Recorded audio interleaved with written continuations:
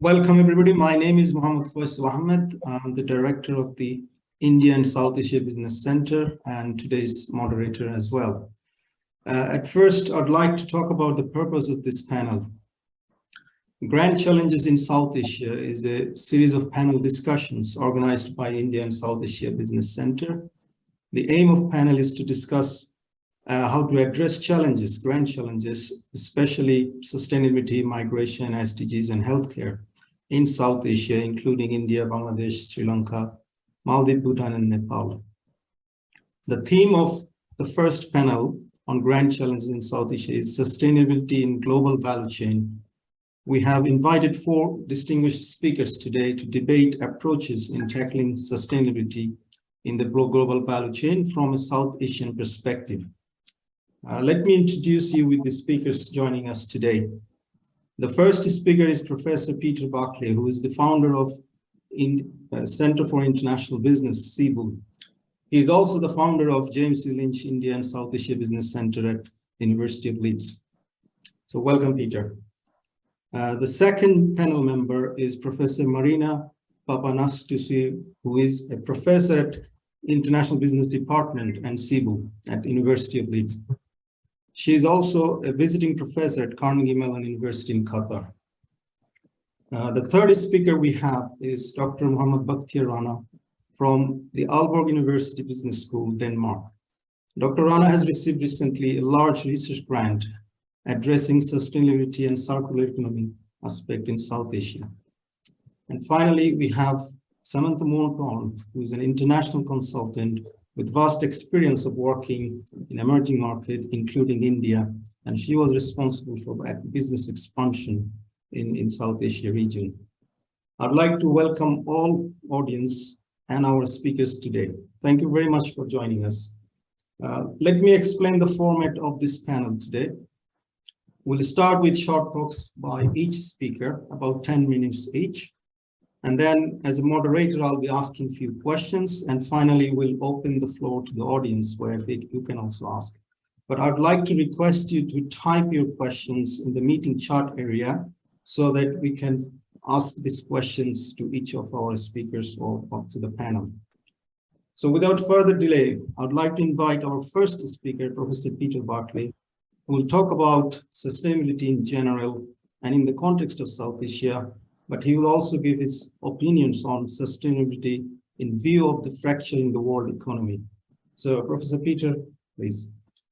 Thank you very much. I think when we start to look at this issue, global value chains, be it South Asia or anywhere else, I think we're in the middle of a perfect storm. We have a recession, we have a pandemic, we have war in Ukraine, we have instability. So when we look at the challenges of sustainability, sustainability has to be built in to a consideration of all these issues. And in particular, I'm going to just focus as well on the fracture in the world economy.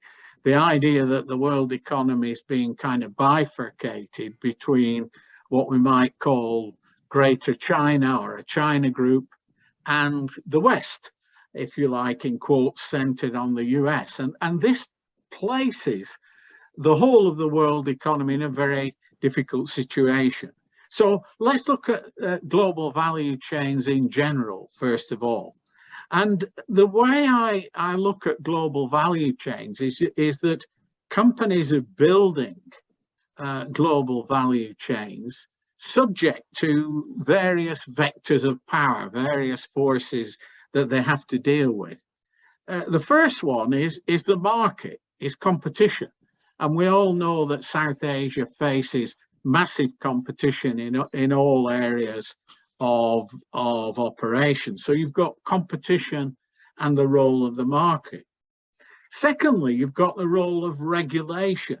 And here sustainability is very relevant because a lot of governments are trying to build sustainability into their regulation as well as the operation of multinationals. But where we have global, and the clue is in the word global regulations, we have conflicts. We have different countries, different regions trying to implement different sets of regulations. So we've got the market, we've got regulations. And thirdly, and of course, all of these are very relevant to sustainability, we have the role of civil society. We have argumentation, government by argumentation. We have pressure groups who are arguing for higher degrees of sustainability. And of course, multinationals and members of global value chains have to deal with all these three pressures: the market, government regulation, and the role of civil society. Now, in particularly thinking of South Asia, global value chains are both a threat and an opportunity. They're a massive opportunity because they allow smaller and medium-sized enterprises in South Asia to fix into, to ally with, to move into global value chains, and therefore to be able to reach global markets. Many times people talk about exporting as if this was an individual act of a company. Most usually, exporting is done through a global value chain. So it's a massive opportunity. It's also a threat because, first of all, what happens if you're excluded from a global value chain? You've got problems. And secondly, if you're included, you're in a power situation, and very likely, as a South Asian firm, you may not be the leader of the global value chain. You may not be the focal firm. You may not be the global factory. You may be part of it. Now, we've also got, in addition, as if this weren't enough, we've got massive technological changes, and digitalization is a major change here. And this is, again, both a threat and an opportunity. If you're not involved in the digital economy, if you can't do business digitally, then you've got a massive problem. But investing in this is a huge issue. And more companies are moving to kind of in-cloud business and so on, which frees up other activities. And this transformation's also an issue. So those are, as if that weren't enough, those are the general problems of global value chains.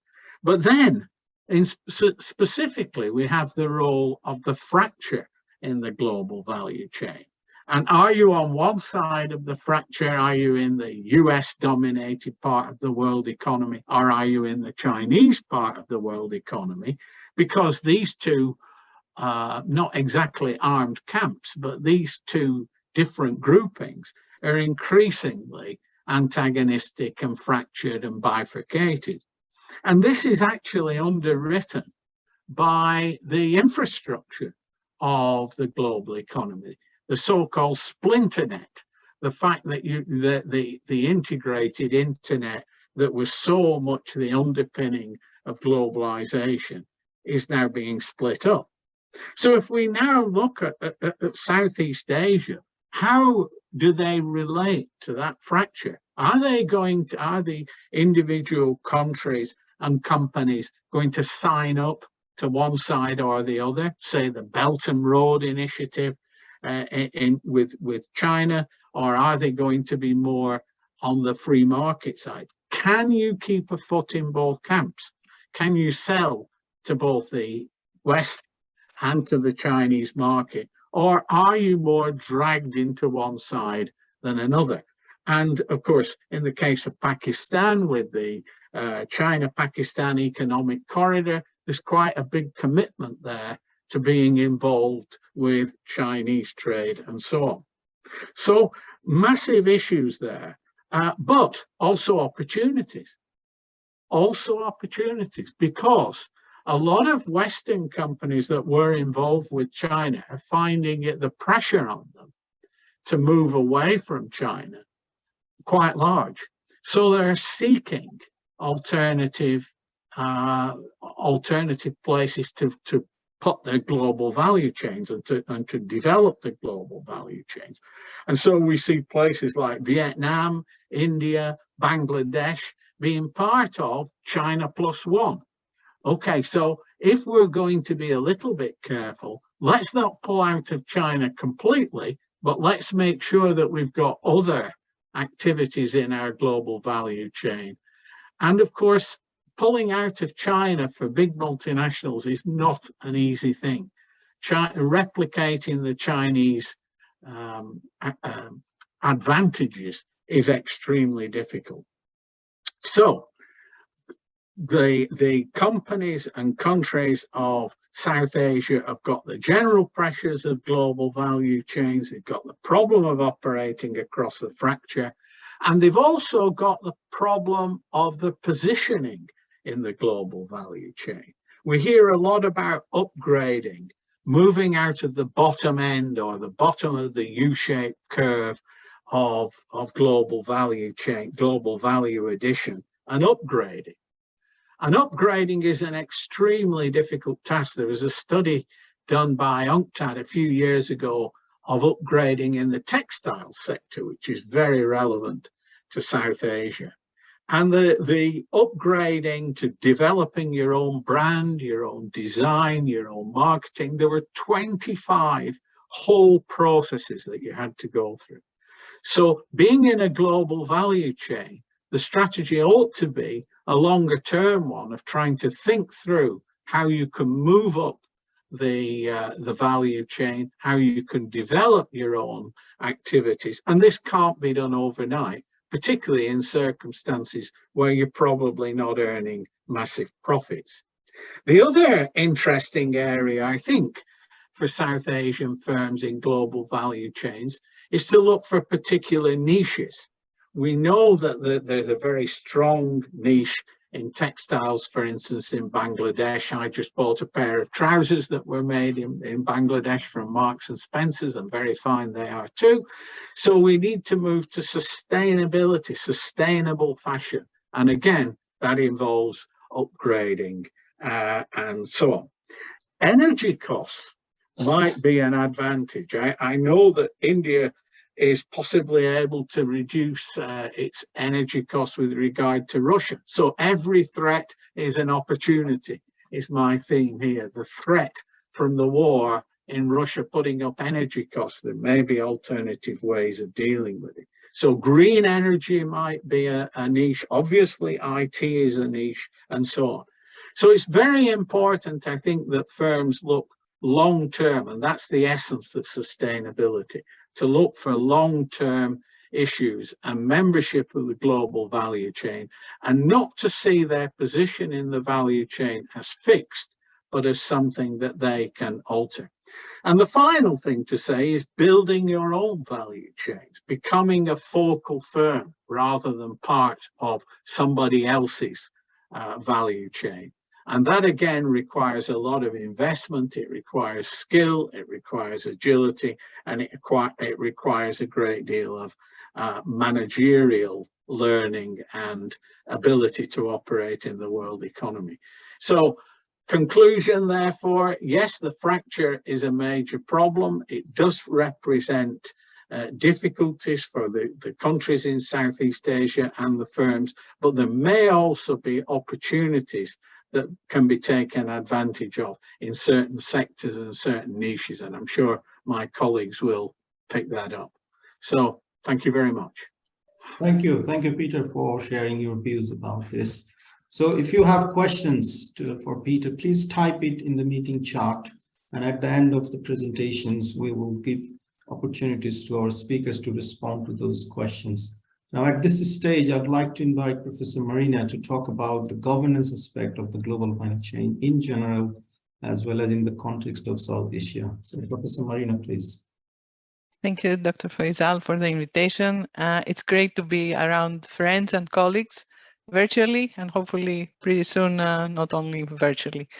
So before I start, I would like to share some starting slides, and actually I will pick up from where Peter left, I think, and I will start with something that you all know, which is the so famous smile curve, is what Peter said, that you start at the bottom of the U-shaped curve when we talk about value chains. And we do see that when we talk about developing countries or emerging economies, where most of Southeast Asia belongs to, is mostly associated with this kind of so-called value, low value production activities. But I will show you another diagram, a map.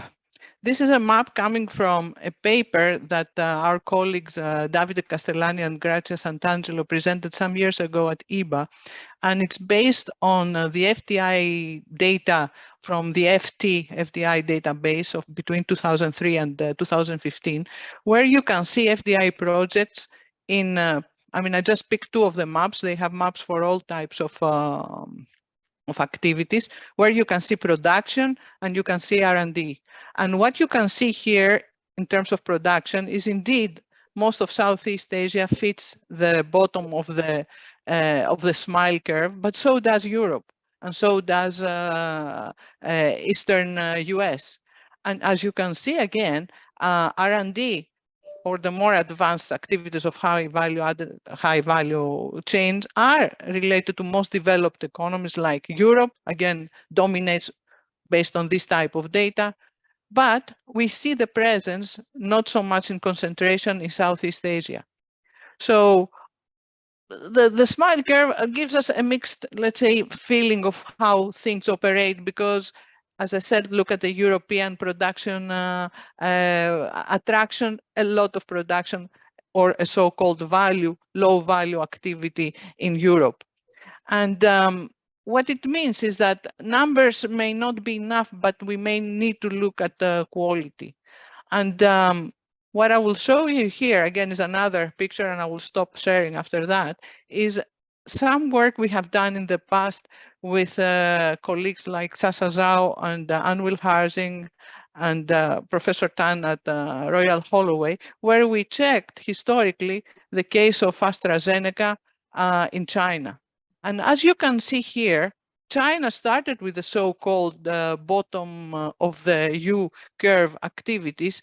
But if you look at the different diagrams, the dark or whiter, let's say, triangles, you see that throughout the years, it evolves to higher level activities of the value chain. And this is basically R&D. So AstraZeneca, and I will stop sharing here, used China eventually as a hub for R&D activities.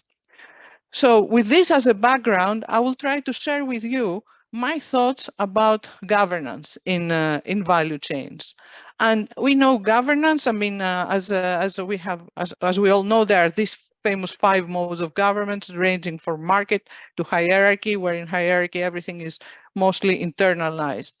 But in between, there is modular, relational, and captive. And mostly the concern is because the dominant, let's say, type of governments, particularly in Southeast Asia, is the modular, where you have the suppliers, where you have the so-called turnkey supplier, which collaborate with other suppliers. So is that the future? Should that be the future if we talk about sustainability? And is that the way Southeast Asia should go in the sectors like Peter addressed, like textiles, which again, it's a major issue, is a major sector related to Southeast Asia.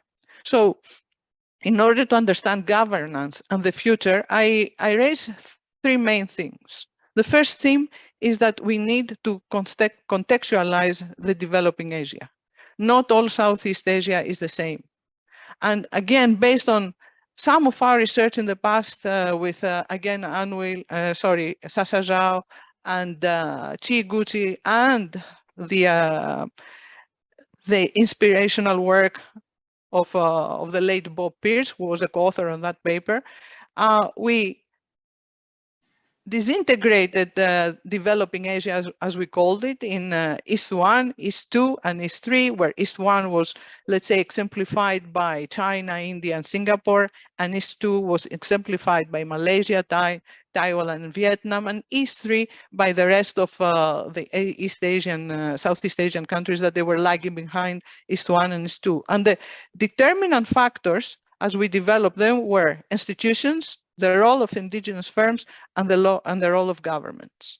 So not all Southeast Asia is the same. It is different countries, different parts, different contexts. The other issue is closely related to Peter's lifelong work on the global factory. And I will call it how we redefine the multinational.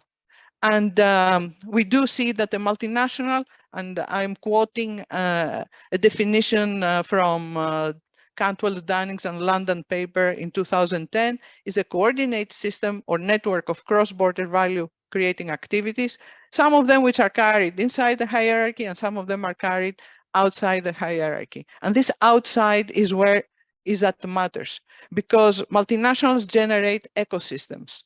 And in these ecosystems, they participate multiple stakeholders.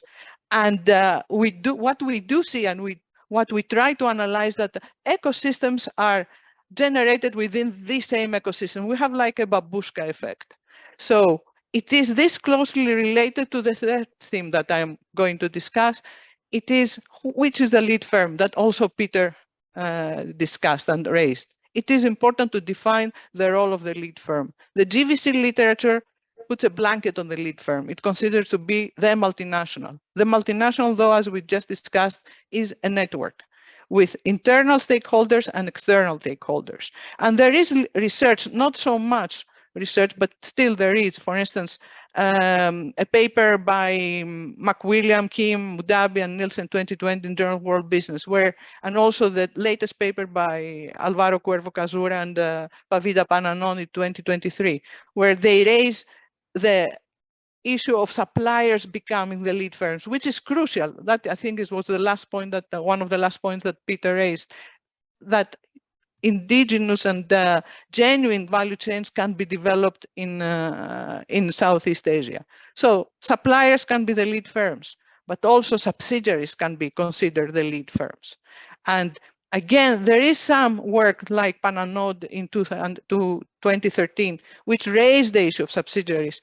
But again, what is missing, and it is what we saw in the maps that I showed, is all production the same? So production in Southeast Asia and production in Europe, is it the same? And what is missing in the analysis is something that I've been doing almost all my academic life, is discussing the roles and the mandates of the subsidiaries, and eventually the roles and the mandates of these suppliers. So qualitative analysis on understanding the roles is important. So far I mentioned three issues that they relate to the governance and the type of governance that we want. The third issue that I will discuss is resilience, and it relates to sustainability. And resilience, as again a recent paper by Jerefli, Pananod, Torben Pedersen is their state. It depends on three factors. It is the firm, the GVC, and the state. And what do we mean by resilience? At least what they mean is going back to the previous status or find a new equilibrium. And that's the new challenge. We live, and I close with that, as Peter said, I will use the term VUCA world: pandemic, wars, trade tensions, SDG challenges. And the question which will define the type of governance is, where do we want to get in terms of resilience? To the previous status or to a new equilibrium? This last paper by Jerefli and Pavida and Torben showed that supply-driven value chains in Malaysia and Thailand, for instance, in the latex gloves, which are in the PPEs basically, were really resilient. But at the same time, they showed vaccine value chains as they were developed, like the ecosystem that I showed you through AstraZeneca, were equally resilient. So it depends at the heart of the analysis, which is the lead firm and the ecosystem around the lead firm. So we need, in order to do that, more studies. We need better data. So far, the data, the quantitative data we have, do not capture a lot of the dimensions, for instance, that Peter discussed, or I believe that I have been discussing. Most of the studies are qualitative, and more of such studies are definitely welcome in order to understand this very, very complicated and dynamic phenomenon. Thank you so much. Yeah, thank you, Professor Marina, for your views. And if you have questions related with the talks of Professor Marina, please type your questions in the meeting chat. So I would like to invite our next speaker, Samantha Murton, to talk about the extent to which firms operating in South Asia is actually incorporating sustainability aspects within the global value chain. So please, Sam, if you could start. Thank you. Hi there, good afternoon. Before I start to talk about global value chain, I just want to tell you a short story about why sustainability is so important to me. I have worked in the international arena for some 20 years, and that started as a journey in India. And in 2005, on the 26th of July, my perspective of sustainability drastically changed in the climate conditions that caused floods that paralysed the city. So within 24 hours, I was wading in chest-high water in a situation that was life-threatening. The results of that episode was the loss of life of over 1,000 people, the cost to the economy of over 100 million. And whilst much of it was not controllable because of climate, part of it, and probably one of the main reasons for flooding or the floodgates not working, was the antiquated drainage system. And consequently, the plastics and garbage that were holding or preventing drainage from happening. And that immediately, because of the ensuing week, and I've got a long story about how that all played out, but actually the results of it was that single-use plastic was causing a massive problem. And the flip side of that is that actually single-use product is very welcome in the Indian economy. So shampoo sachets, for example, at 1 rupee, made it available to everybody. But the container that it was sold in wasn't biodegradable. And my quick pace forward is to that experience, and therefore, you know, underpinning some of the thoughts that I have around, I've worked in multiple businesses, was that I became aware that biodegradable packaging for those shampoo sachets came to patent in February of this year. And therefore, for me, the catastrophic outcomes of that episode is that time waits for no man, yet it is, you know, a significant period of time before we've been able to evolve to products that are suitable for the environment. The cost of replacing that drainage system was shelved, too expensive. But to me, there wasn't enough investment in understanding the ramifications of that. So that's where my heart lies, in how are we creating businesses that can operate in a sustainable world where we're aware of the impacts of not doing that, whether it's climatic or saying today's economy, what's happening there. And I make it a mandate in the businesses that I work in to say, how do we have an operation that is a sustainable business model? Companies need to embed sustainability as part of their strategy. It needs to be in their products. So Peter talked about his trousers in Marks and Spencer's, which is fantastic. And yes, they're made in Bangladesh, but are they labelled a sustainable product? How much more sellability to the end user? So products for me and how we advertise that sustainability. Supply chains is also part of the operating model, and that in the relationships that we maintain with the multiple stakeholders and geographies that are involved. So also echoing Peter's view, sustainability needs to be viewed as an opportunity and not a cost factor. So how do we use all of those strategic levers that say, actually, this is an opportunity here? I absolutely echo what I've heard today. So fund managers who are seeking investors, they need to have sustainability as part of their due diligence, and therefore the larger organisations able to support the smaller in saying, put this into your DNA, so that where investors are looking for opportunities, you're already doing it. To embed sustainability in the core of the business, it should implement the building blocks of sustainability value chains. And I can send this in saying the first building block is value creation strategy. The second is, I'll go again, the sustainable product, and how we sell those to customers. Sustainable operations, I love the part about, you know, we've got a energy problem, there may be other ways of doing that, and how do we embed that in our organisations.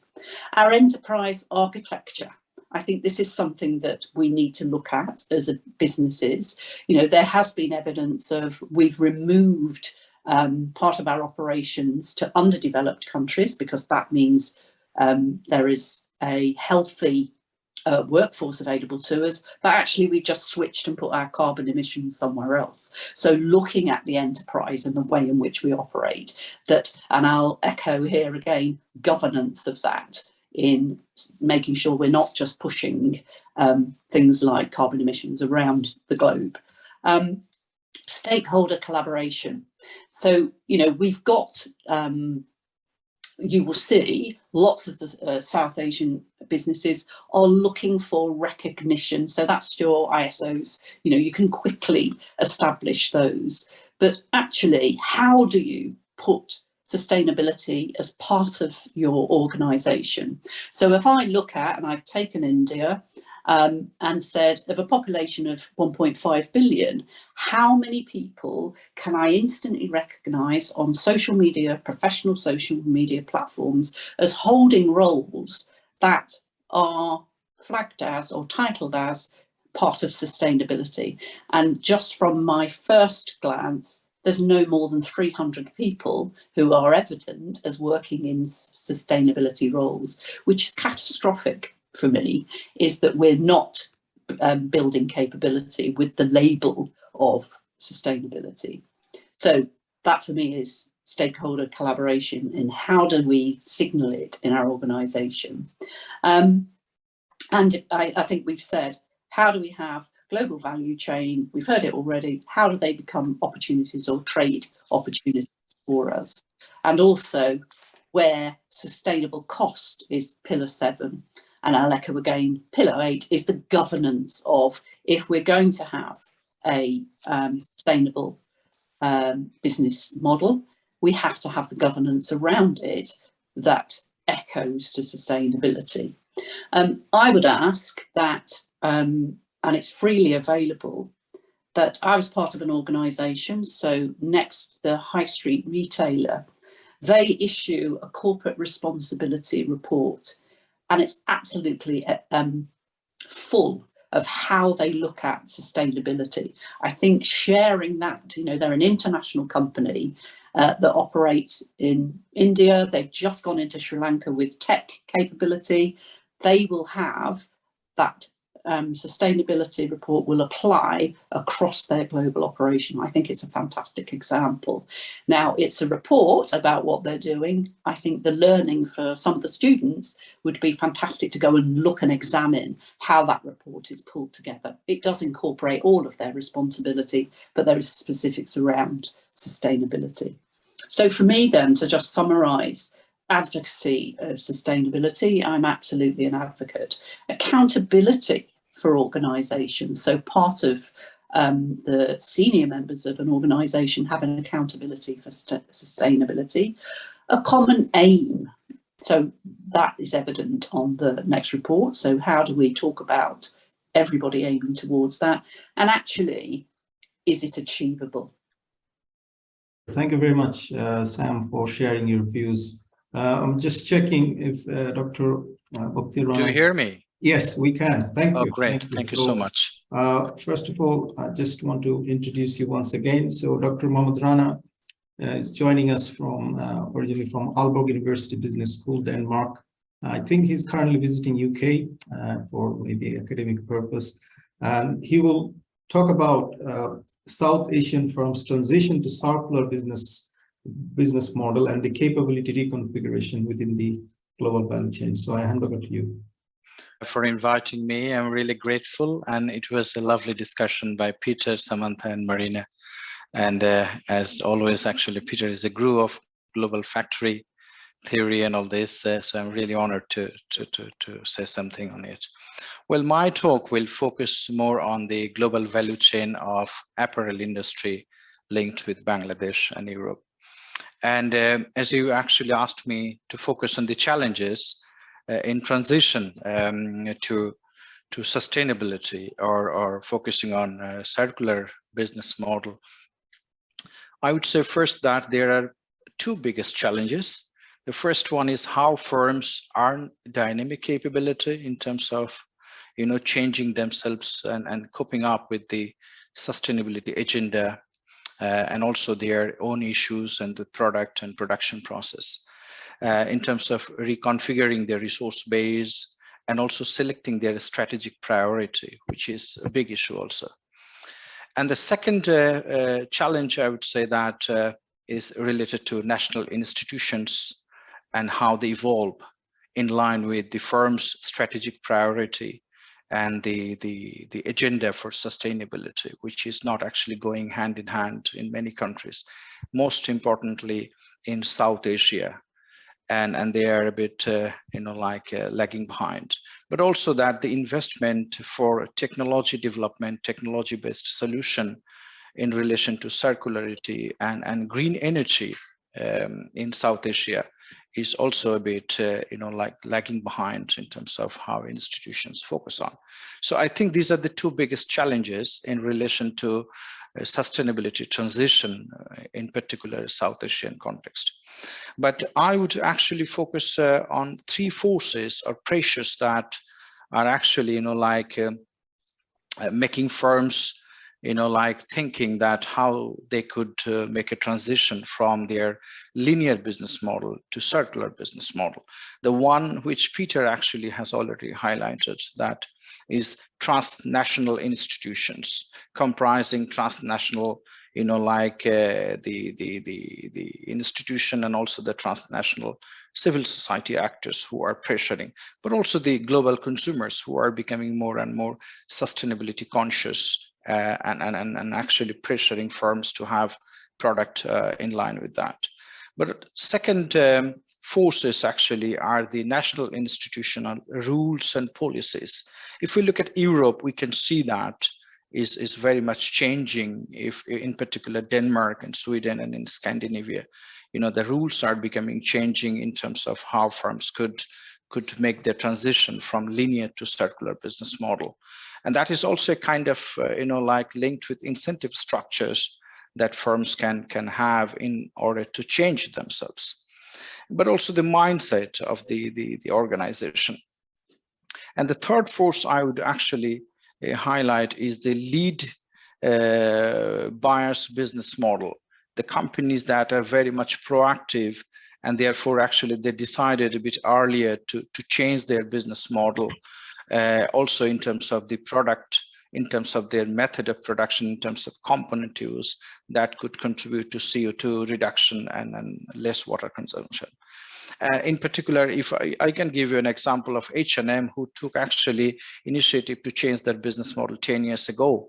And not only that, they also had a kind of close collaboration with the suppliers, helping them with the strategy formulation for 10 years, supporting them to access to the finance and also the access to the technology, for which H&M invested more than 50 million euro for developing a kind of, technology that can support circular production. Now, actually coming back to circular business model, which is basically founded on the regenerative approach. It means that there are two ways to do that. Either in the business model, you focus on extending the life cycle of the product, or actually you make sure that you reuse the component and the product after use again and again, making sure that you use less resources and thereby you actually emit less CO2, use less waters, and release less toxic chemicals to the planet. But in doing so, you actually do not overlook the financial return, because the circular economy is founded on the same business logic, and which is shareholders' value. So they also make sure that firms earn good profit, but of course with a special focus on the long-term return, not on the short term, which is a fundamental issue of the definition of the firm that we see in most of the companies, and mostly in the liberal market economies, where they are very much short-term oriented because of the shareholders, the pressure. But when it comes to Bangladesh, and in particular the apparel value chain, this is what Marina has already highlighted, that is very much buyer driven. So it means buyer actually has most power. And why it is? Because they control the market, they control the brand, and they have the technology. And they are located in an institutional environment that actually are supporting them continuously in terms of how they want to reconfigure themselves. They can hire actually the topmost scientists. They can also access to the knowledge to the university. They can focus on the technology, and also they have the highest level of managerial competency.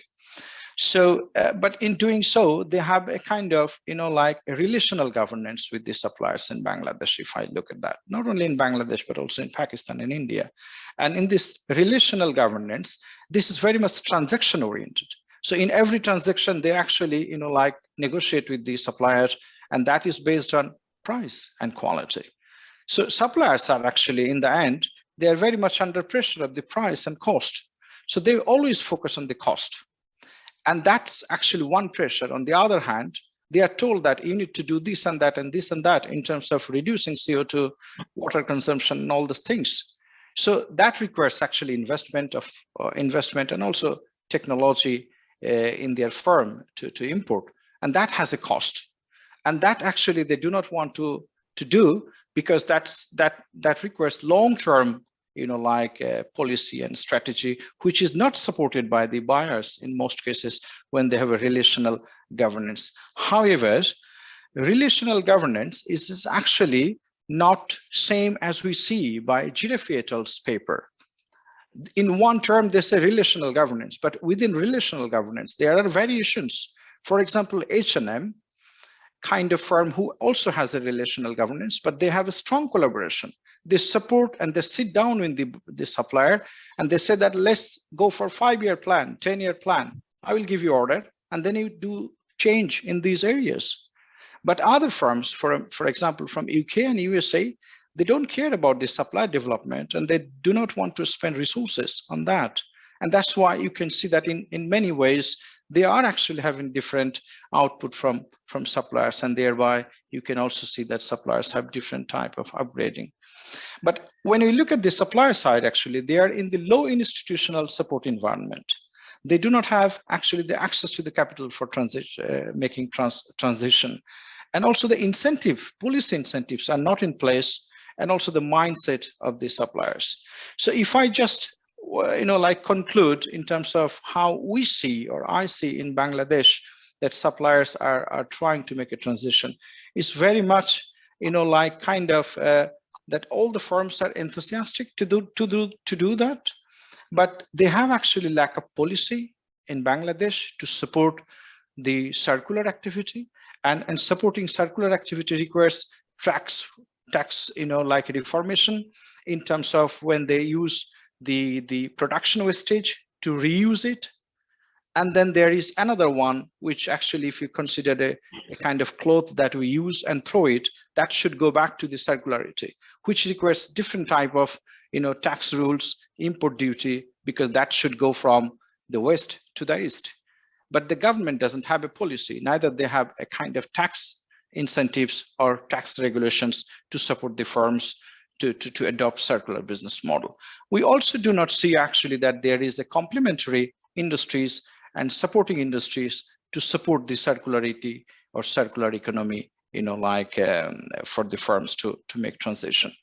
And there is also a problem that in supplier side, we see that the companies are very much driven by the cost leadership strategy, as we also see that the brands who are selling in Europe and in USA, they are also, using cost leadership strategy without having a long-term perspective. And again, the energy is a big issue in this sustainability transition. But if we look at Pakistan, Bangladesh, India, over 95% actually energy comes from the non-renewable resources. And that's the problem, because the companies cannot change that system. So they need to use the non-renewable energy, but that contributes to CO2 emission when it is going to be taken into account. And then the last point, or let's say that the conclusion, I would say that in order to have a circular business model as a whole in the global value chain, where actually the buyers and suppliers are connected, there should be information flow between the design side, component production, and the final manufacturing of the product, which is not in place. And that's where actually there is a kind of secrecy, confidentiality of the buyers and suppliers and all those things. Regulations are also coming into effect. And finally, I actually invited a CEO from Fibertex company recently, and he said he was sitting in a meeting, board meeting, where actually the shareholders were focusing on the competitiveness when they adopted the, like sustainability driven technologies and all these things. And he asked the question, are we in the game of saving the planet or gaining competitiveness? If we are in the game of gaining competitiveness, we are going to go back to the same issue. If we are focusing on the saving the planet, then actually we have to have a long-term view, not always prioritizing the competitiveness that actually very much the theory of the firm is focusing on. So this is how I think that I would conclude, and the rest of the presentation would perhaps contribute to this discussion. Thank you so much. Okay, thank you, Dr. Rana, for presenting your views. Now we will move on to the second part of today's panel, where as a moderator, I'll be asking a few questions. And the last part, we have already seen some questions being posted by audience, and I'll be asking those questions to the panel members. But firstly, if I can ask a question to Peter. We understand that sustainability requires cooperation from various stakeholders, including government, multinational countries and regions. So during your presentation, you talked about the fracture in the world economy. So how do you think the fracture of the world economy is influencing the focus on sustainability in GVC in South Asia? Are we being distracted because of this fracture and we have less focus or attention on the sustainability aspects? I just wanted to hear your view. I think the short answer is probably yes. We've heard, I think every single one of the presenters talked about the global nature of the problem. This is not something that any one individual country, even any one individual region, can solve on their own. Now, if you're rather more concerned with what I might crudely call beggar my neighbor policies, so you're more concerned with doing down people rather than looking at the issues that all four of us have talked about, then it does become a distraction. And I think things like trade barriers and barriers to knowledge about how to deal with this problem moving around, and the breaks in knowledge that come about because of the splinter net, because you can't communicate with people as easily, and communication of these problems is absolutely crucial. So I would think the short answer to that is yes. I can't think of any area where this bifurcation or people moving apart from one another and moving apart from cooperation to outright hostility can actually help the problem. I think this is a sense in which we really the solutions have to be on an international scale, and that's where one area we haven't brought in, and perhaps we should do, is international institutions. And we've alluded to them once or twice, but international institutions can be a positive force for asking people, individuals, civil society, governments, GVCs, firms, to look at the real issues of things like human rights and sustainability. So yeah, so no, I don't think it's positive at all. Thank you, Peter, for sharing your views. Now I'll move to Professor Marina. You talked about governance. So in the context of South Asia, who do you think is responsible for governance in the global value chain involving South Asian firms and sustainability aspects? Is it possible that we allocate this responsibility to any specific stakeholder? Okay, thank you so much. I mean, based on what I presented and also on what the other speakers shared, maybe we were talking, let's say, 30 years ago about this, I would say the multinational, not even the subsidiary, for instance, the multinational per se. Nowadays, or very recently, we do understand, as I said, about this ecosystem structure around lead firms, if we call the multinational the lead firm. We cannot achieve, I mean, companies cannot achieve a lot without their ecosystem. So the responsibility for improving the governance into this mutual exchange of knowledge, if there is not mutual, then there is no relational. We may call it relational, but it is not relational. So if there is no mutual exchange of knowledge, this cannot be then we cannot improve governance. It takes all the stakeholders. I've been involved in qualitative research, not for Southeast Asia, except for the papers that I have discussed, for Egypt, for instance. And we saw that improving the well-being of smallholders, it includes international organizations playing an active role, multinationals, institutions, local institutions, local government institutions, universities, etc. It's a responsibility of all stakeholders in the ecosystem. The last point I want to say is that, I mean, what we do in universities, the exchange of ideas, the development of knowledge, we have the tools there, but I'm afraid in practical terms, we don't ask the right questions. And that's why we end up with problems. Thank you. Thank you, Professor Marina. I'll move to Dr. Rana, if you can help us better understand, what do you think is the biggest challenge if companies in South Asia wants to incorporate circular business model, given that it's mostly linear at this stage? What is the biggest challenge do you think they're facing if they want to introduce this concept? Well, I was having a kind of dialogue with the president of Bangladesh Garments Manufacturing Association, and also other, like owners of the companies. And they say that, look, who gets the highest rent in this value creation is the Western buyers. So why don't they feel that they have a responsibility to contribute to or help us or support us in the sustainability transition? And I think there is a point that they actually, if you look at the cost of production of a t-shirt, when it is sold, it's actually 4 or 5 times higher than the cost of production.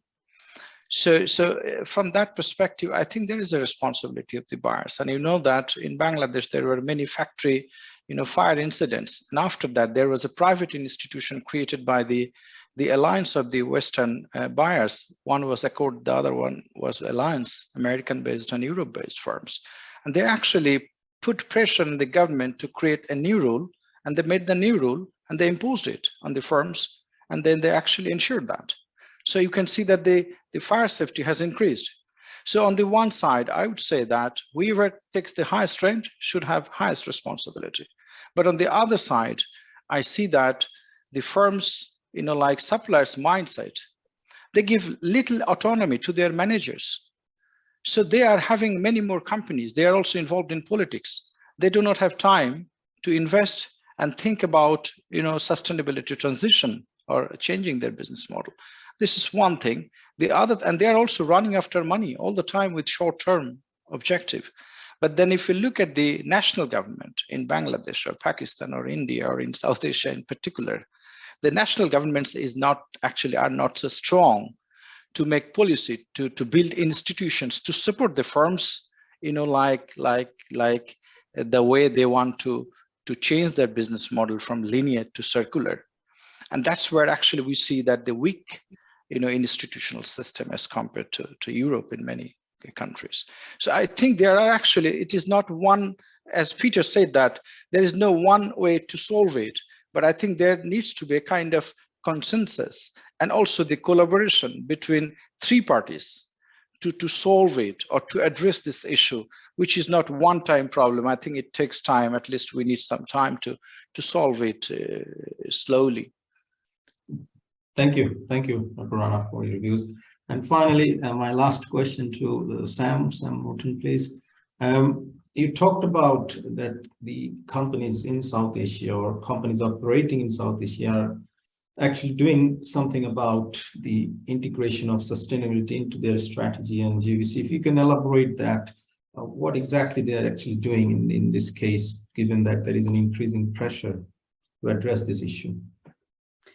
So I'd have to say, I don't know if we're doing enough to support in the region. The South Asia Network on Sustainability Development has a 2030 agenda, and you know, in the previous statement was people are looking short term because of all the factors that Peter has raised about the fractured economy and the other global challenges that we have. So if the sustainability body is looking at 2030, we're not really focused on today.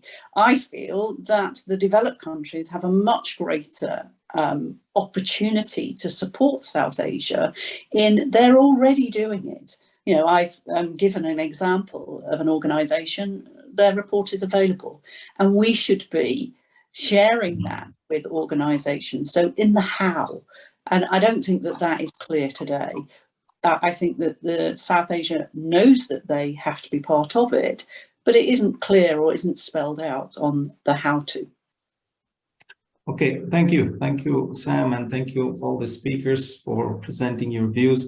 So I'm now going to read the questions that we have in the meeting chat. Some of them are very specifically targeted to individual speakers, but some of them are more open. So the first one I have is, facing both threats and opportunities, how can firms involved in the low value-added activities climb along the value chain to reposition themselves in global competition, and what actions should firms and local government take respectively? I think it refers to what Peter and Marina was maybe referring to. So I think this is a very difficult issue because you're doing this in situation where you are at the bottom of the value chain. But I think there are a number of things that could happen. First of all, don't get locked in. A lot of companies get locked in. I mean, one of the really important things we need to talk about is the nature of the contracts that are involved with between the companies and, you know, the multinationals and the local SMEs, which often are very, very constraining. If you sign one of those, then you've got problems. You know, you're stuck in that. So don't get locked in. Try and identify what the barriers are to coming out of this. Is it a design problem? Is it a marketing problem? Is it a management problem? And so on. And then try and attack these barriers one by one. And the other way forward is alliances. Find people you can work with and group together and form cooperatives, or find a way of bringing the resources to bear.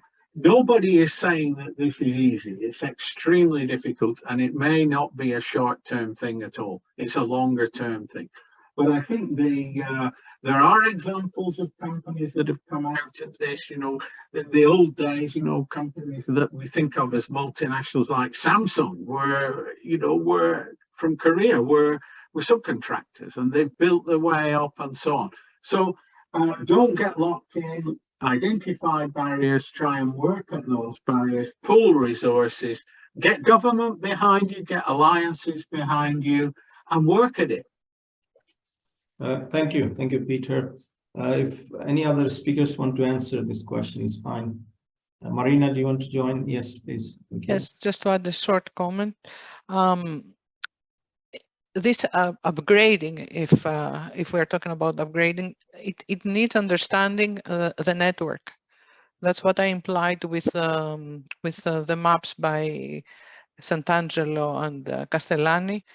And I implied that, the bottom of the U-shaped value is not necessarily bottom, because we don't know what they do. So I would say that we need to understand what they are doing.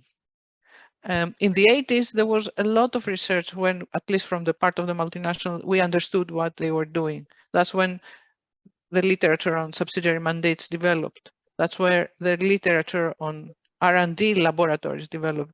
We seem to miss this part of the analysis. So we need to, in order to, what actions, as the question asked, should firms and local governments take respectively? It depends on what the stakeholders want to do. For instance, in our study for Egypt, and Heinz actually, Egypt, we saw that the local subsidiary wanted to upgrade. Then civil society came along because small holders needed training. Government did not have enough fund to do training. And this is a situation that we face in a lot of emerging and developing economies. International organizations intervene. And we need to follow the phenomenon in the long run to see how successful they are. Thank you, Marina. And if we can move to the next one, which is, I think, very specifically for Marina. My reflection on your discussion is how small firms from third group of East Asian countries can meet the demand of multinational firms dominating the GVC. Should the supports come from the local or international, or a mix of both? Well, this is a very, very good question, and very challenging to ask. Because we have the examples, let's say, of East 1 and East 2. So it's good that it's good to follow the leaders in this case, because we learn from their mistakes and their challenges. And I believe that, as I said before, it is the responsibility of multiple stakeholders. So you don't have to get into the value chain just to get locked in. Because, as Peter said, because then it's very difficult to get out, particularly if the model works for a particular time of period. We saw that in this latex gloves in Malaysia and Thailand, for instance, under the COVID circumstances. So it needs new policies, educational policies. We are educators. I believe training is very important, particularly to include, to upgrade and to create the skills necessary for the weaker parts of the value chain, which are usually the local smallholders, to enter the value chain. So training, collaboration with multinationals, the initiative may come with them, and definitely, yes, international organizations. Okay, thank you, Marina. If anybody else want to provide some views on that question, it's fine. If not, I will move on to the next question, which is quite long. So bear with us. This is one of our colleague, Elizabeth Wong. She summarized some of the discussions and asked a question at the end. She identified three conditions. First one is the SMILE curve highlights the importance of R&D and development of intangible assets. The second one is innovation. Competition is intense, and IP system currently is particularly difficult for firms that are not part of the innovation community. And then you have established GVC lead firms, mostly from advanced economy. And then the last point, solution to sustainably require innovation, but such innovation could be risky and costly. So given this condition, she asked two questions. How can South Asian firms that have been operating at the bottom of the SMILE curve move up? What conditions are necessary for the first things to happen, which is moving up? So I would start with Peter, if you want to highlight any particular. Yeah, I think I sort of touched on this with the first answer, but I mean, we've heard, I think it's a matter of trying to find niches and trying to look at where there are gaps in the market and exploit those. It is very difficult if you're, there's another question about the costs. If you're at the bottom end, you haven't got investable resources to do this. So finding alliances, finding resources to do this are the conditions necessary. Being able to reach the market and being able to have the information about what consumers want is often a problem, because you're often given a contract to fulfill without really having contact with the final consumer, and you've just got to rely on the lead firm to tell you what the position is. So the conditions necessary is having access to enough resources to be able to do all the things that we've talked about, which might need government help or outside help, and being able to have access to information about what consumers need. In the case of China, a lot of companies develop their own products in parallel with working in global value chains. And that might be, again, another possibility. Maybe things like doing the sustainability things and doing the circular economy things and appealing direct to consumers that you've done this might provide some kind of competitive advantage. I was very interested in what Samantha was saying about the corporate responsibility reports and things like being a B Corp, signing up to the B Corp activities may give you a competitive advantage. So there may be ways in which we can combine competition and sustainability to get out of this trap that you're at the bottom, but nobody is pretending that this is easy, because you're competing against giants who have tied up the market, tied up the technology, and so on. So it is an extremely difficult job. Okay, thank you, Peter. Sam, do you want to add any points with this? So yes, thinking it through about relationships and advocacy, how do you form relationships with the larger giants that have the biggest footprint? How do you do that? And how do you become part of government, the bodies such as the Sustainable Group? Involvement in that gives you notoriety, if you like, in how can you be in other situations that allow you to have a platform for your story and your product. I'm instantly drawn to how can you sell product globally? You've got the platform, it's called the internet. Why aren't we targeting those smaller organizations to be able to put their product there and support the technologies or piggyback the technologies that the larger organizations use? So how they structure their business is something that we can train and teach and talk about. Okay, thank you, Sam. And before we move on to the next question, I think Professor Chris would like to ask our contributors. So Chris. Faisal, thank you very much. Excellent event too, if I may say so. I hope I haven't broken the process. Perhaps I should have written my question. Anyway, I mean, what I'm thinking is that there are a few aspects that we are leaving out.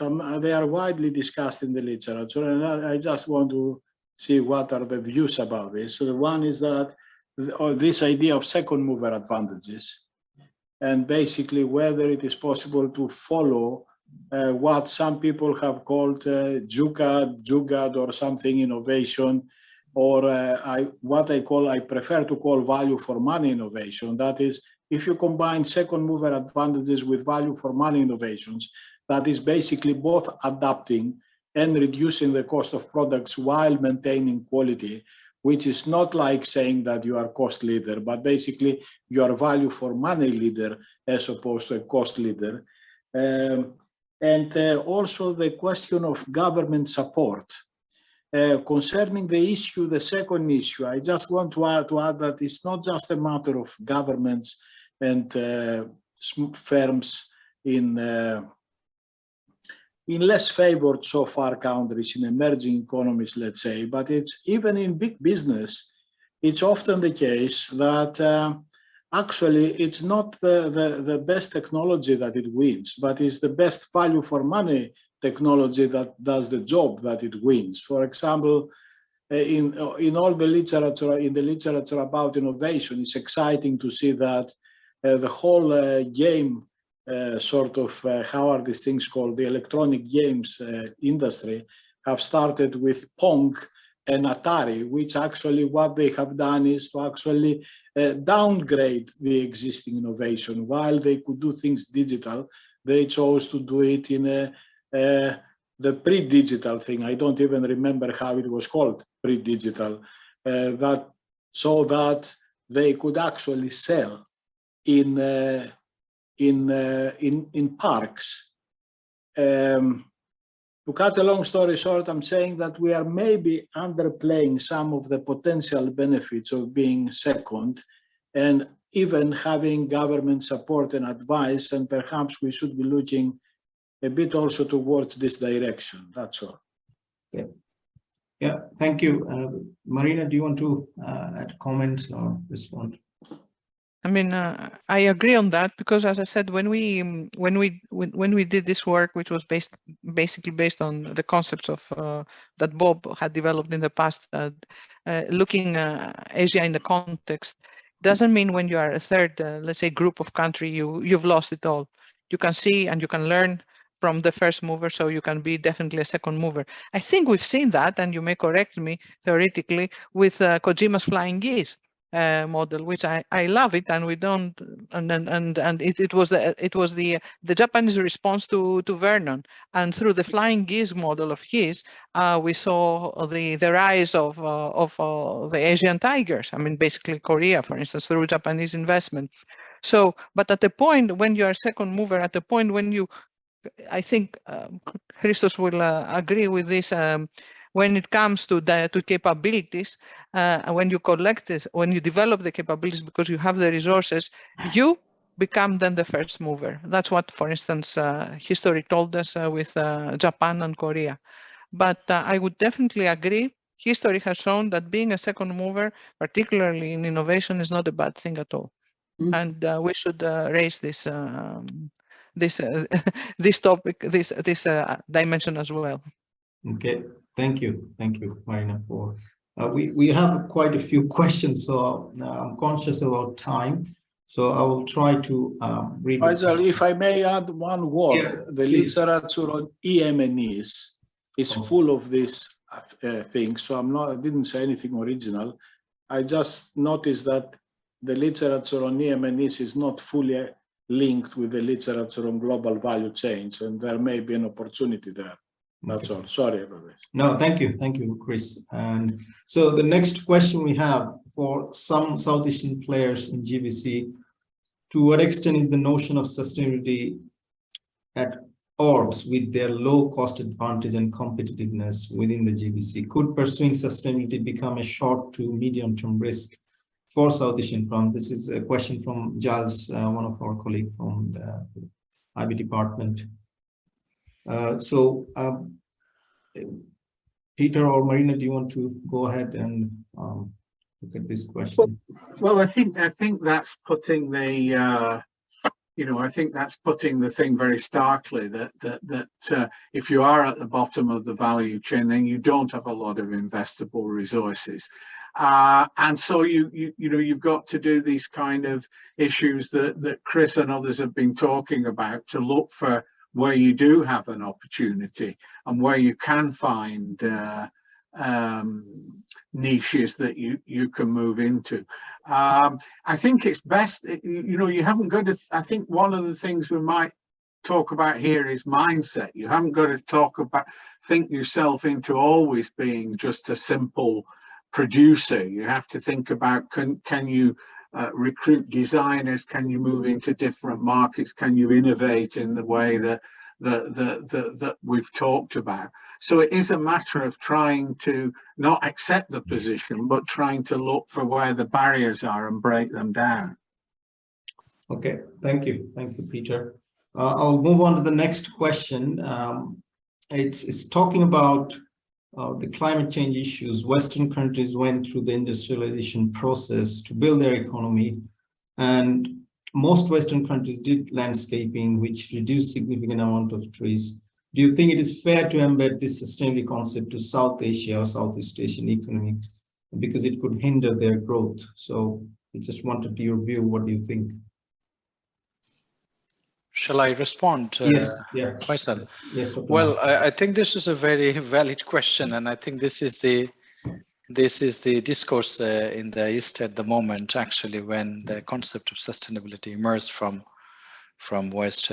But I would say that I think the problem lies in the definition of the firm and the role of the firm that has been created by the West for the last 70 years, that how we see that what the firm should be constructed and what is its role. And it is still presumed in many ways that it's the firm that they will look at their own functions that they control, and then they will make sure that the sustainability is ensured there. They can easily ignore actually the entire value chain part. So now actually, if you look at the scope 3 of the sustainability agenda, where firm needs to actually account all the information in relation to the CO2 footprint from the first layer supplier to the second layer, and also like the consumer's level. So lead firms are responsible for that. So certainly lead firm has more responsibility, but also we need to look at actually the definition of institution, that the way we understood it. And I think we overemphasize the role of state, because in the East, states are relatively weak in terms of changing and ensuring policy, and also creating the technology-based research and development over there.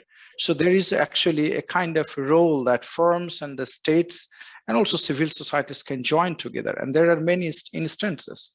But we actually, if you look at that in the West, we tend to see that all the firms in East or Southeast Asia, actually they are at the low value end. No. If you look at Bangladesh, 6 out of 10, if I'm not wrong, companies are in the world's top sustainable companies. But then more than 140 companies in Bangladesh are LWD certified, means the highest level of sustainability that they have ensured, the suppliers. And how did they do that? Given the context the same actually for others. The government didn't have any policy. So the question is that we need to look at, we yet understand this phenomenon. We need to look at actually the relationships and the governance and how buyers are actually behaving with suppliers, and also how the suppliers themselves could upgrade. I give you an example that in Denmark, the owner of the bestseller company, the Jack and Jones and Vero Moda, and he called actually almost the big, all the brands, and he said, I promise to give 10 million euro. How much you want to invest for supplier development? That's how actually they think nowadays. But Danish companies, or Swedish, or Scandinavian firms can think because they have actually the mindset, first of all. The second is that many companies have their foundation inside it. So the foundations are capable to invest for long-term investment of R&D and supply development, while the firms from the UK and USA cannot, because they are under pressure from the investors in the capital market. So I think there are also big issues that we overlook when we look into the supply chain or global value chain. Okay, thank you, Dr. Rana. I'll just move on to the next question, which is asking about the role of the universities in the Western society as well as in South Asia. How can universities play a better role in building sustainability narratives within? So, Professor Marina, if you want to start, please. I mean, it's a very good question, and that's why we have these excellent centers. The one that is hosting now the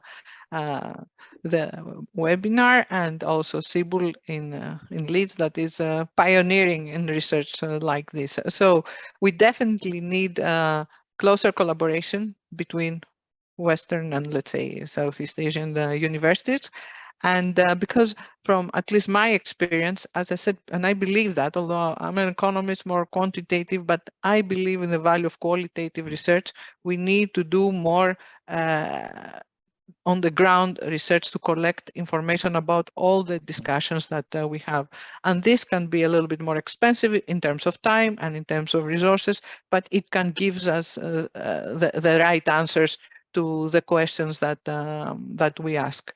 Universities are absolutely important in tackling these issues. As I said, I discuss about stakeholders and ecosystems, and we are part of the ecosystem. So closer collaboration, yes, indeed. And I hope what you are doing, Dr. Faisal, what the department is doing is, and I'm sure what the department is doing is pushing to this direction. Okay, thank you, Marina, for that. There are a few more questions, but we only have a few minutes, so I will just pick up some of the questions. This question is from Kaushik. She is a student at the University of Nottingham doing PhD. So how far the institutional framework is present in the Southeast Asian countries like Bangladesh, India, to incorporate digitalization to ensure sustainability within the global value chain, and what initiatives have been taken by the relevant stakeholder to strengthen the institution capacity? So, Professor Dr. Buckley, Rana, do you want to comment on this, the institutional framework that is present in South Asia? Well, in short, I would say that this is something a bit tricky to explain the role of digitalization in sustainability. But I think there is a big role, certainly, in terms of information sharing and processing, but also use of artificial intelligence in actually, like automation of many works that could reduce the hazard of the work, but also make sure that it is achieving sustainability targets in terms of CO2 measurement, in terms of water consumption and all these things. But as far as Bangladesh is concerned, I would say that it's actually not there, but maybe the digitalization has been adopted as a kind of political agenda, and has been spread all over the country in terms of IT system and internet, but not to that extent in terms of the research and development, which we see actually in the West. So I think we need to put more resources on the investment, like the development and of digital, like tools for the companies to help them in sustainability transition. Okay. Thank you. I think I'll just go to one last question before we finish this session. How about giving business tax breaks as an incentive to be more sustainable? Will this work? So I'll start with Professor Marina first. What do you think if businesses are offered business tricks to be more sustainable? I think tax breaks are good for the short run to put the companies in a different mindset, but they are not really sustainable unless other activities are taken in line with what we have discussed. So this kind of policy interventions are always welcome, as long as they are not isolated and standalone. Okay, thank you. Yes. Thank you. Sam, do you want to add any points on this? So just on the previous question, actually, around digitalization, that actually the West are learning massively from the capabilities within the technical or IT structures in India. And I speak from experience because the last organization I was working with are across the globe now, from roots being born from India, and they're now in 92 countries offering digital solutions to organizations that need to be on that digital journey. Transformational in efficiency, but also in end user satisfaction. So absolutely the reverse is that the West learning from the capabilities and certainly leveraging the cost reduction from using that resource. Absolutely incredible capability coming from there, which is why I've enjoyed it so much. Okay, thank you. Dr. Rana, do you want to add any points at this stage? I think what Samantha said is absolutely right, but what I emphasize that we need to find digital solution that could directly, help reducing the cost, also enhancing the productivity, optimization, also the in the system that can track actually the CO2 reduction by automating the system and all those things. But they are always actually supplementary and complementary, depending on the strategy that the firm builds. But also when you look at India, it's the industry that is adding high value. But however, that's not the whole Indian global value chain and connected to global value chain. When you talk about service, it's one thing, but when you talk about the goods manufacturing, it's the others. So of course, one complements the others, especially the service and IT complements the production and manufacturing, but not actually on the other way around. So we need to have a kind of overall, big study on it. Thank you. Any last comments from each speakers about the overall sustainability and global value chain? So I'll start with Professor Marina. Any final comments about this? I mean, I think, first of all, I would like to end up with, again, a big thank you, because after this 1 hour and a half, I feel that I'm by far more educated by the presentations of the speakers, of our colleagues, and the questions raised. I think it is a topic that it has multiple dimensions. We are in the era of multidisciplinary discussions. And what I would suggest, as I said, we have the theoretical tools. We have some of the people in our panel have developed these theoretical tools, and in the audience, we need more evidence. We need more research on that, more empirical research. Thank you.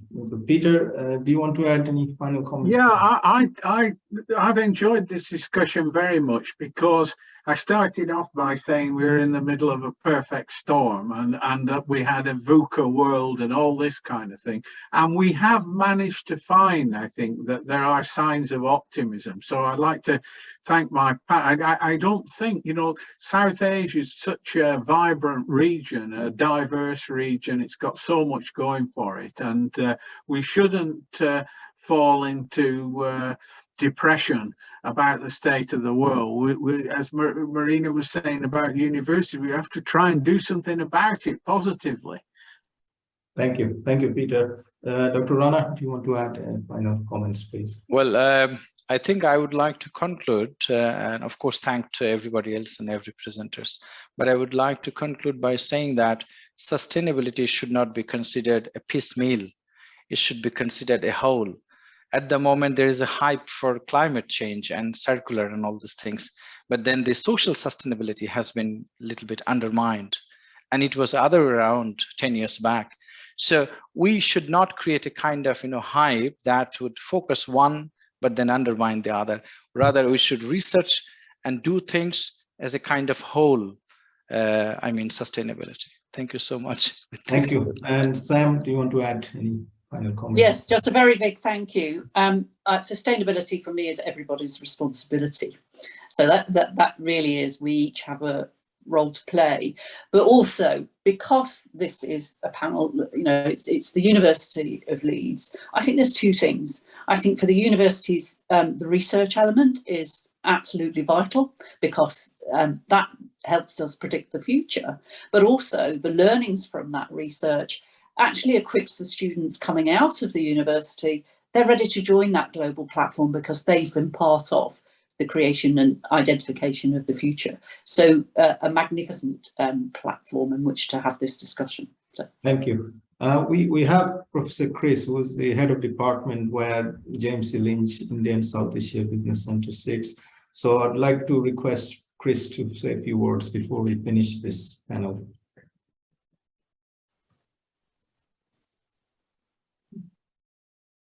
Chris, yeah. You're in mute. Okay. I'm trying to make it exciting. I'm just useless. Anyway, I didn't expect you to ask me, but thank you. I grabbed this opportunity to say to Peter that all of this depression has to do with the fact that the West is going under, and actually all the good things are going to happen in the East. So we shouldn't be depressed about the East, but the West. And that should be, something should be done about this. And second, to say that it's also, we are getting on a bit, me more than Peter, but anyway, and that doesn't help with optimism. Other than this fantastic event, I'm so grateful to everybody. Thank you all very much. I mean, this is what these events are all about, and just excellent. Thanks a lot. Nothing else. Thank you very much. Okay, thank you. So once again, I would like to thank all of our speakers, Professor Peter, Marina, Samantha, and Dr. Rana, and also our audience who participated actively, asking sometimes very challenging and provoking questions, but that's the whole purpose of this panel. So before we conclude, and I was asked by the marketing and promotion team to take some pictures So if you can turn on your cameras, then I'll take some screenshots so that we can promote this event in various form in the university website and social. I've lost my camera, Faisal. You'll have to patch me in. Okay, I'll try that. And if all audience and speakers, if you could please turn on your camera, this will give me the opportunity to capture the moment. We had about I think 65 participants at some points, and that's a great response. And I really appreciate everybody who joined today. So I'm just, if you can have a smiling face, not depressed based on the discussions we had. There are some optimism, as Peter, Sam, and others said, and Chris said. So thank you very much. I'm going to take some screenshots now. Thank you, everybody. Just give me 1 second. We have 2 screens, and I need to take pictures on both screens so that I don't leave out anybody else. Yeah. Thank you very much. Thank you so much. Professor Faisal. Thank you, Faisal. Thank you. everybody. Bye. Bye. Bye. Bye. Bye. Thank you very much. Thank you, Bye. everybody. Thank you, Bye-bye. Faisal. Excellent job. Thank you very much. Thank you, Chris. Excellent, yes. Thank you, Peter. Listen, Thank with you. this competition, to have reached so many people, it's extremely good. Thank you. Thanks a lot. Excellent. Thank you. Thank you, Dr. Rana. Bye-bye. Thank you Bye-bye. very much. Thank you so much. Bye-bye, everyone. Thank you, Marina. Thank you, everybody. Bye. Bye-bye. Bye-bye.